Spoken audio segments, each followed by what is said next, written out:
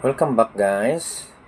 Ito naman tayo sa Emerson suit dito sa barko.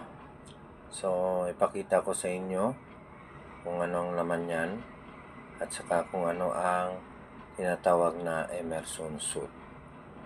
So, coverall ito siya. Coverall type.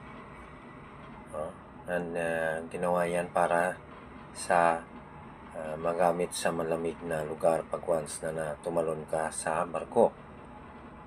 Kasi pag sinabi ni Kapitan na abandon ship na, ibig sabihin yan kailangan ng iwanan ng barko. So kung malamig ang lugar, nagyayelo ang tubig, so kailangan magsuot ng immersion suit para hindi ka kaagad tatamaan ng lamig.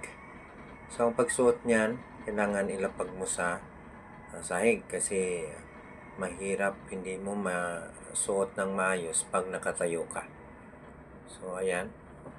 Buksan mo lang ng ganyan, nakalapag. Tapos, papasok ka sa loob, nakaupo. Para maipasok mo lang maayos yung paa mo at saka mahila mo yung sa lower part ng immersion suit. So, pagkatapos, may pasok mo ng maayos yung paa mo, pwede ka nang tumayo para maayos naman yung sa taas na part. So, meron din yan na ilaw siya, nakakabit. So, pag kailangan halimbawa, pag nasa palutang-lutang na kayo at gabi kailangan nyo na i-on yung ilaw para anytime na may rescue makikita kaagad kayo.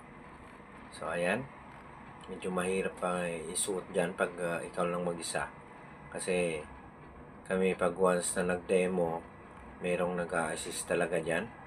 So ayan, pagpasok pinapakita ko, may gloves pa yan magkabilang kamay para saradong sarado talaga yung kamay mo para walang papasok na tubig yan sa loob.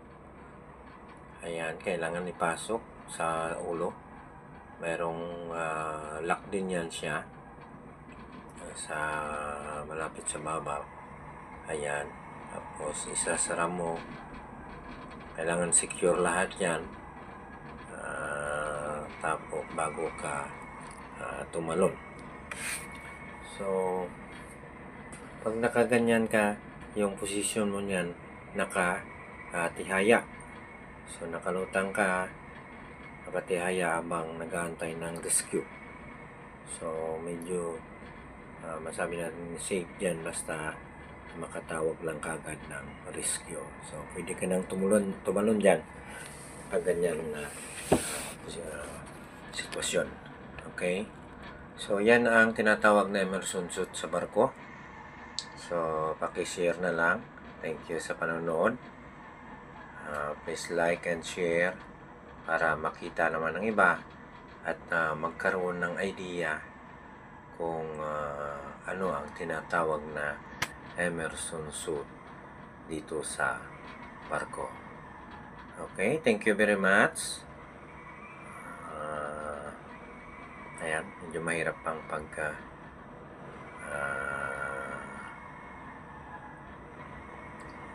tanggal ko. Okay?